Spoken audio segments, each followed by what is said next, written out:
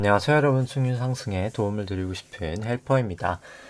증시가 그때 방송했던 그날 이제 급등 이후에 사실 국내 쪽은 조금 하락을 했고요, 실제로. 근데 이제 다만 미국 쪽은 계속해서 좀 상승하고 있는 모습입니다. 여기 구름대에 이제 걸리나 했더니만 꽤나 상승을 하면서 이제 경로가 사실 두 가지였는데 조금 한 가지의 경로로 조금 더 가까워지는 것 같고요. 두 경로에 대해서는 조금 이따 더 자세히 한번 보도록 하고요. 바로 그냥 진도 처음부터 나가도록 하겠습니다. 오늘 코스피 약 한 1.2% 정도 상승이 있었고요. 코스닥 같은 경우 한 2.6% 정도 상승이 있었습니다. 아무래도 좀 2차 전지주 관련해서 좀 반등이 컸고요. 코스피 쪽도 마찬가지고 좀 그랬던 모습이 있었습니다. 일중 수급 같은 경우에는 이제 기관이 한 6,300억 정도 매수가 있었고요.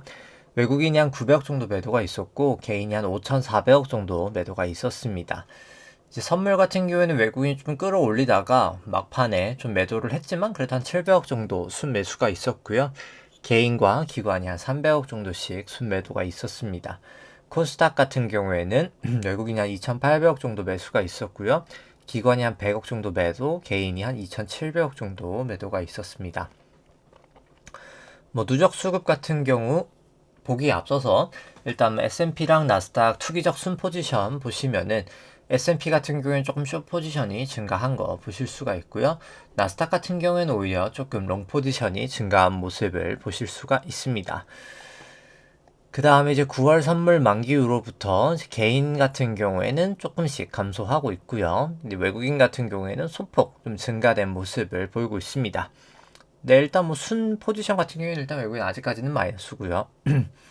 선물도 조금 증가되는 모습 보였고, 연초 이후로 외국인이 좀 매수했던 거는 사실 많이 매도폭을 좀 되돌린 모습을 나타내고 있고요.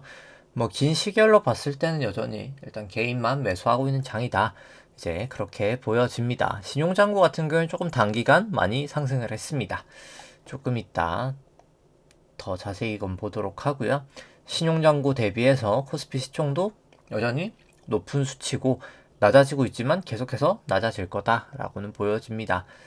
코스닥 같은 경우에도 결국은 개인만 매수하고 있는 장이죠. 길게 봤을 때는 당연히 좋아 보이지 않고요. 그 다음에 이제 코스피가 아니라 신용장고 같은 경우에도 조금 지난주 대비해서는 좀 증가하는 모습을 보이고 있습니다. 잠시만요. 그 다음에 이제 신용장고 대비해서 코스닥 시총 보시면은 약간 계속해서 감소를 하고 있죠. 계속해서 좀 감소를 하리라 생각을 합니다. 신용장고 합산 신용장고가 한 17.1조 정도 기록을 하면서 약 한 6천억 정도는 좀 신용장고가 좀 증가되는 모습을 나타냈었고요. 그 다음에 일단 밸류에이션 먼저 보면은 이제 일드갭 코스피 쪽 먼저 보면은 금리가 좀 빠지면서 조금 살짝 높아지고 있긴 합니다. 일드갭.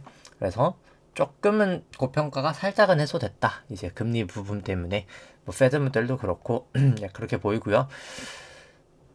그 다음에 이제 좀 긴 시계열로 봐도 근데 이제 그렇긴 하지만 여전히 일단 절대적인 구간은 아직까지는 고평가 구간이지 않나 이제 보여주고요. 코스닥 같은 경우에도 마찬가지입니다. 그 다음에 보시면은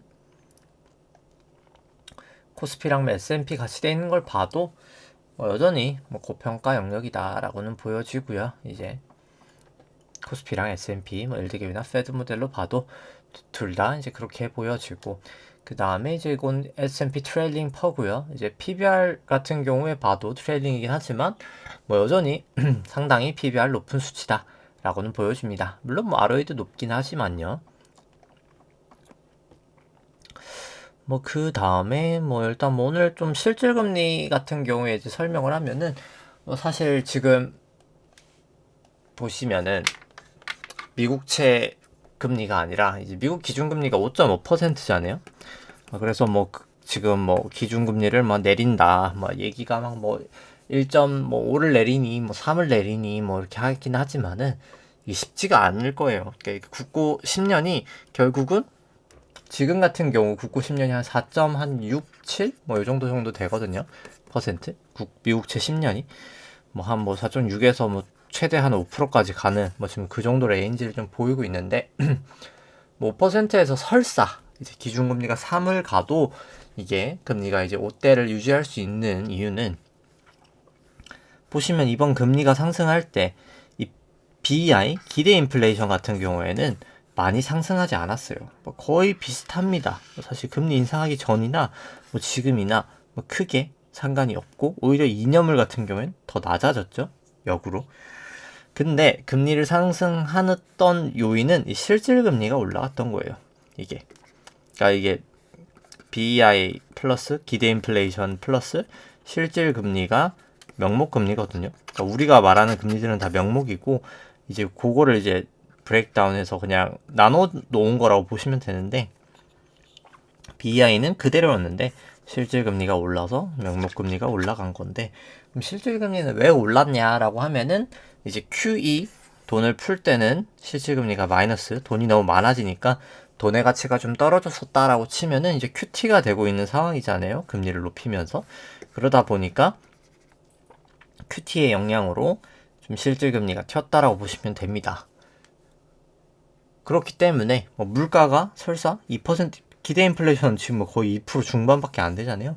물가가 잡힌다고 한들 사실 생각보다 오늘 뭐 이제 소비자 물가 발표가 되겠지만 물가가 뭐 설사 뭐 잡힌다 한들 이게 금리가 쉽게 빠질 건 아니라는 거죠. 과거에 우리가 실질 금리 10년 기준으로 마이너스 1%에 살았던 이 영역이 이상했던 거지. 지금이 정상이라고 치면은 경제 성장률 그러니까 명목 금리가 10년짜리 이제 명목 금리가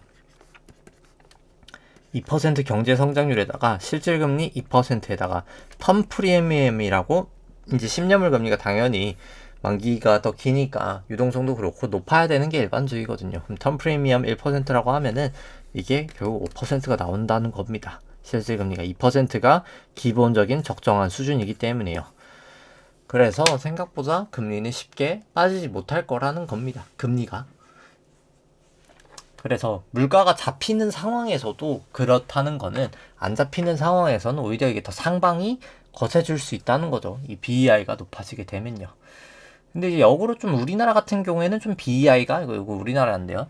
우리나라에 조금 BEI가 높아지고 실질 금리가 좀 낮아져 있다는 겁니다. 그러니까 쉽게 말해서 금융시장은 우리나라는 조금 완화적으로 지금 하고 있다라고 결론이 나는 거고요. 오히려 그러다 보니까 물가가 쉽게 좀 안 잡히고 있는 그런 상태다라고 보실 수 있습니다. 그러니까 미국하고는 약간 조금 반대 상황인 거죠. 우리나라 같은 경우에는. 근데 실제로 정책도 좀 그렇죠. 우리나라 뭐 지금 PF도 그렇고 이런 게 다 정책적으로 좀 약간 막고 있으니까요. 완화적으로 하면서.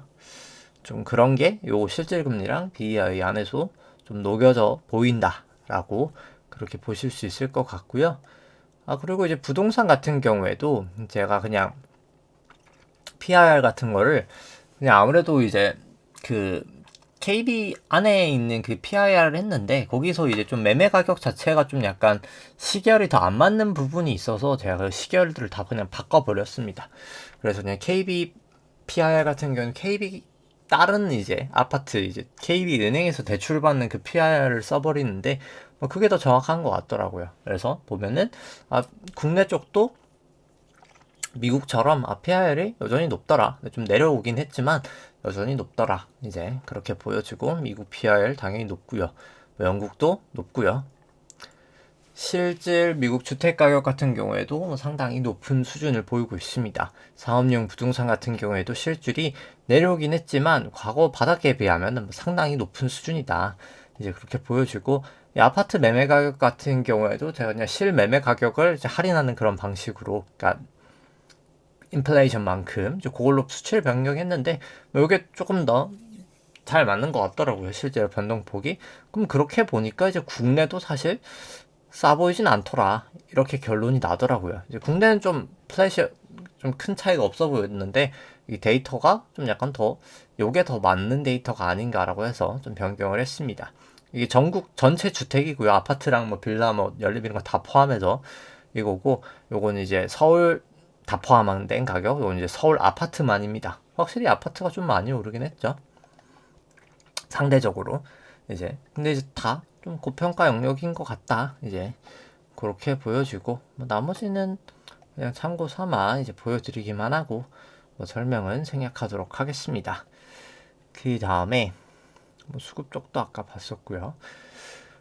실질금리도 봤었고, 근데 실질금리는 뭐 아무튼 그래서 좀 내려왔죠. 지금 최근 기준으로는 살짝 좀 금리가 빠지는 영향 때문에 좀 내려왔고요. 그다음에 이제 BOJ랑 이제 ECB인데 ECB 계속해서 좀 자산 감소하고 있고요. 네, 물가 뭐 아직까지는 여전히 높은 수준입니다. 내려오고 있지만 여전히 4.9% 높은 수준을 기록하고 있고, 실업률은 뭐 더 떨어지진 않는 이제 그 정도 수준에서 기록이 되고 있고, 이제 BOJ 같은 경우에는 자산이 조금씩이나마 증가는 되고 있긴 합니다. 이제 계속 자산 매입을 하고 있긴 하죠. 이제 레인지를 늘렸을 뿐이지.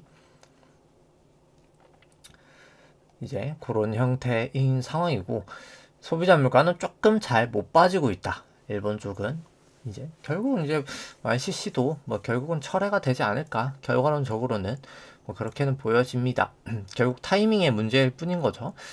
뭐 그렇게 보여지고, 그 다음에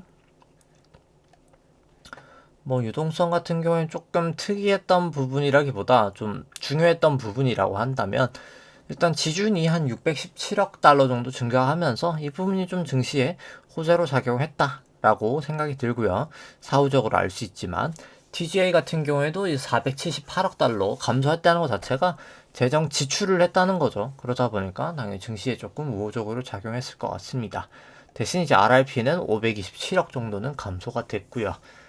근데 그렇지만 이제 지준금이 더 중요하다 보니까 이제 지준이 조금 더 는 영향이 있었다.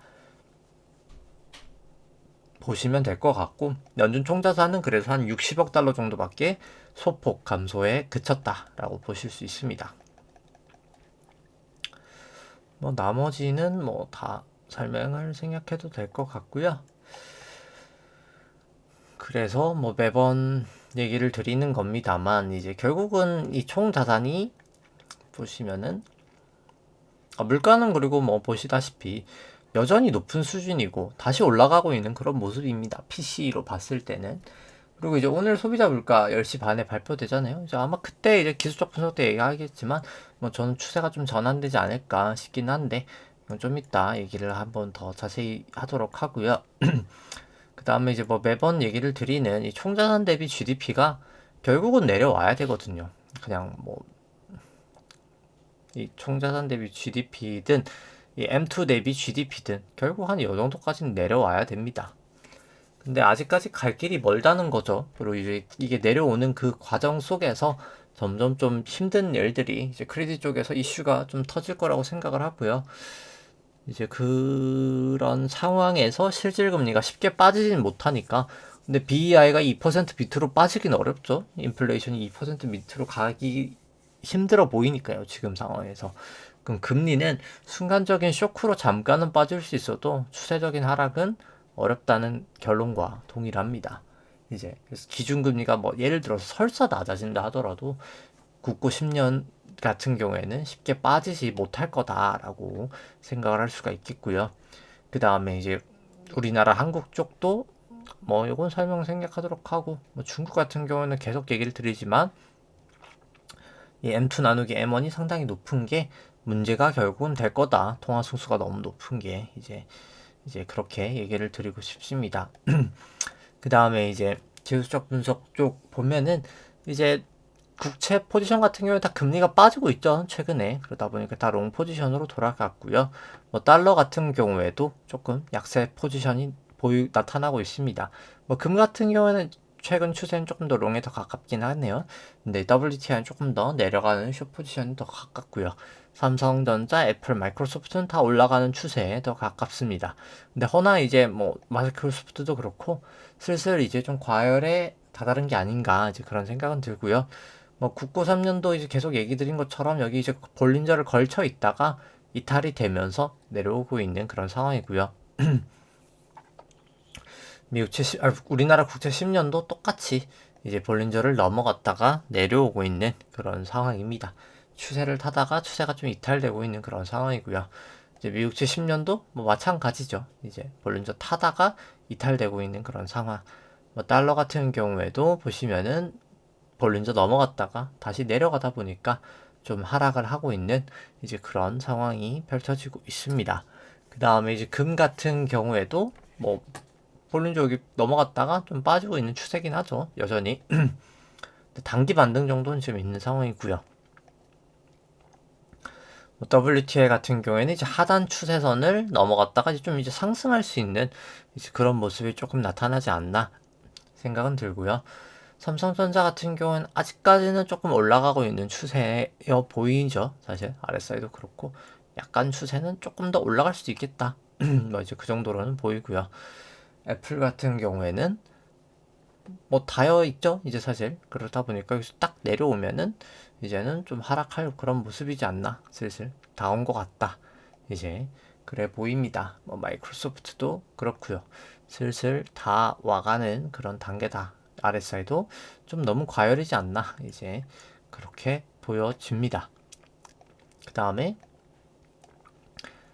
지수 쪽들 보면은 이제 나스닥, S&P 같은 경우에 뭐 다 100% 일봉은 롱 추세, 120도 그렇고 주봉도 그렇고 상당히 다시 이제 좀 상방 추세로 돌아왔고요. 그 다음에 이제 코스피 같은 경우에는 다는 아니지만 그래도 롱 추세로 많이 돌아온 그런 상황을 나타내고 있습니다. 그 다음에 이제 120분봉 나스닥 보면은 벌어져 있는 상황이고 여기서 내려오고 있는 상황이기 때문에 슬슬 이제 좀 빠질 때도 되지 않았나 라는 생각이고요.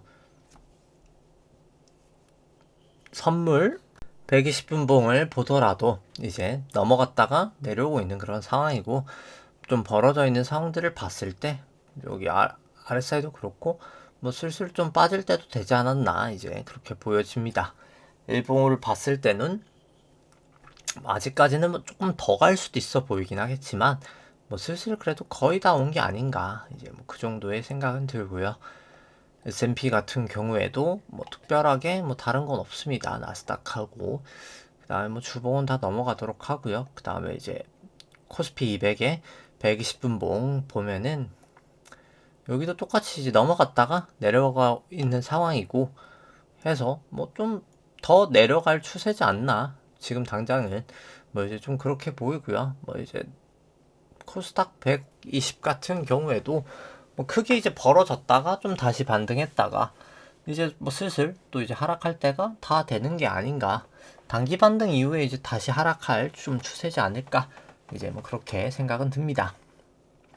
일본 추세는 뭐 사실 아주 완벽하게 추세가 딱 섰다라고 말하기엔 좀 어렵긴 하고요. 그래서 여기도 코스닥도 그렇고 그냥 바로 이제 기술적 분석적으로 그냥 보시면은 뭐 결국 뭐 앞 파동들은 뭐 다 생략하고 결국에 이제 내려왔던 게 이제 이게 1, 2, 3, 4, 5로 보이거든요. 근데 이제 이게 그러면은 1, 2, 3, 4, 5까지 쳤다라고 하면은 결국은 ABC 조정일 텐데 이게 그냥 ABC로 끝이 났냐 아니면 이게 A, B 뭐 이렇게 빠져서 이렇게가 나오냐의 문제인데 뭐 레벨로는 꽤 채웠는데 기간을 조금 못 채우긴 했어요. 그냥 그래서 조금 더 자세히 보면은 되돌림은 62.3%를 되돌렸는데 기간은 아직 한 8.31밖에 3%밖에 되돌리진 못했어요. 그래서 좀 기간이 살짝 국내 쪽은 좀 걸리는 부분은 있고요. 뭐 코스닥 같은 경우에도 뭐 마찬가지입니다. 이게 1, 2, 3, 4, 5로 내려온 것까지는 오케이인데 이게 A, B, C가 끝이 났냐? 아니면 A, B, C가 이렇게 남았냐는 솔직히 조금 애매한 거는 사실이고요. 이것만 봤을 때. 그래서 코스닥 같은 경우에도 그냥 보면은 53.2%로는 되돌렸는데 기간으로는 이제 7.8%밖에 못 되돌리는 거죠. 그래서 요건 조금 애매한 부분이 있다. 그래서 이렇게 갔다가 맞을 수도 있다. 이제 그거까지는 좀 감안을 해야 될 것 같은데 일단 이제 S&P 같은 경우 보면은 생각보다 이제 이게 1, 2, 3, 4, 5라고 치면은 좀 반대 파동이 좀 길게 가긴 했어요, 사실. 그래서 레벨도 61.4고 기간도 이거긴 17.9 정도 되기 때문에 뭐 생각보다 이제 거의 뭐 다 목전에 와가는 게 아닌가. 이렇게까지 가기에는 좀 어려워 보이지 않나라는 생각이긴 합니다. 그래서 좀 바로 빠질 가능성이 조금 더 높아지고 있지 않나. 특히나 이 나스닥을 봤을 때 1, 2, 3, 4, 5라고 쳤을 때 뭐 1이랑 4는 뭐 사실 현실적으로 생각보다 많이 겹쳐가지고 좀 이건 융통성이 좀 있어야 될 것 같은데, 어찌됐든 간에 솔직히 뭐 저는 여기서 한번 이렇게 조정을 보였다가 이렇게 갈 거라고 봤었는데 생각보다 한파동이 조금 더 길게 오긴 했습니다. 근데 그저 그렇게 된 마당에 이제 그냥 여기서 이렇게 될 가능성은 조금 낮아지고 있는 게 아닌가 라는 생각은 사실 뭐 들기는 하고요. 아예 뭐 안 되는 건 아닙니다만. 그래서 나스닥 같은 경우에 이미 76.6을 되돌림을 보였고요. 기간도 이제 16.7이면은 아주 길다 볼 수는 없지만 꽤 채워놨습니다. 현물 같은 경우에 78.8% 정도 되돌렸고 16.9% 정도 기간을 좀 되돌린 모습이 있었다라고 보실 수 있고요. 뭐 그 다음에 이제 뭐 다우 같은 경우는 뭐 넣지는 않았지만 다우도 똑같이 꽤나 많이 되돌린 모습을 나타내고 있고요. 뭐 비트코인 같은 경우에도 슬슬 볼린저도 그렇고 약간 고점이 좀 보이는 게 아닌가라는 생각이긴 합니다. 그 다음에 이제 V코스피 같은 경우에도 변동성은 좀 감소되고 있는 모습인데 다시 한번 좀 튀어 오를 때가 되지 않았나 생각하고요. 뭐 빅스 같은 경우에도 뭐 마찬가지입니다. 그 다음에 이제 필라델피아 반도체 지수도 똑같죠. 이제 요 정도 모습. 뭐 결국 오늘 공교롭게 이제 소비자 물가 발표 날인데 이제 그래서 그 부분 때문에 저는 좀 빠지는 게 아닐까? 결국은 이제 그렇게 보여지고요. 결과론적으로 뭐 니케이도 이제 슬슬 반등할 만큼 반등한 게 아닌가라는 모양새인 것 같습니다. 이제 유로스톡스도 마찬가지고요. 항생은 뭐 여전히 일단 추세 자체는 하락이라고 보여지고요. 상해 종합도 뭐 반등이긴 합니다만 뭐 결국 마찬가지라고 보여지고요. 뭐 달러 인덱스 같은 경우 일단 전환 기준선 다 좀 꺾이고 밑으로 일단 내려가고 있는 추세긴 합니다. 이건 추세 자체는 좀 하방인 추세고요. 뭐 달러 원 같은 경우에는 기준선까지 좀 올라왔는데 이 기준선을 사실 넘기냐 마냐가 관건일 것 같고요. 뭐 WTI 같은 경우에도 뭐 슬슬 좀 이제 반등할 레벨 좀 되지 않았나 이제 그런 생각입니다. 뭐 금 같은 경우에도 기준선 여기서 잘 지지되고 반등하냐 마냐가 좀 중요할 것 같고요. 이제 국고 10년도 결국 여기서 구름대에서 결국은 좀 반등하는 모습을 나타나지 않을까 싶습니다. 여기는 이제 52동 평균선에서 결국은 좀 반등하지 않을까 싶습니다. 그래서 결과론적으로 뭐 사실 결과론적으로는 빠지는데 이제 경로의 문제인 것 같아요. 이게 한번 이제 내려갔다가 올라갔다가 빠지느냐 아니면 쭉쭉쭉 빠지느냐인데 뭐 생각보다 뭐 그냥 쭉쭉쭉 빠질 가능성도 좀 점점 있지 않나 이제 그런 생각을 하고요. 뭐 코스닥 150 같은 경우도 보면은 여기 뭐 주봉으로 봤을 때 딱 구름대에서 막혔다가 반등 기준선 근처까지는 잘 해줬거든요. 그래서 그 다음에 이제 여기서 결국 넘지는 못하고 좀 빠질 가능성이 뭐 조금 더 있지 않나. 근데 이건 뭐 사실 100% 확신은 아니고 지켜보긴 해야 돼요. 이렇게 갈지, 뭐 이렇게 갈지. 그래서 요거는 조금 체크를 보시면서 뭐 대응하면 되지 않을까 생각을 합니다. 네, 오늘 방송 여기까지 하도록 하고요. 네, 좋아요와 구독 누르시면 감사하겠습니다. 이상입니다.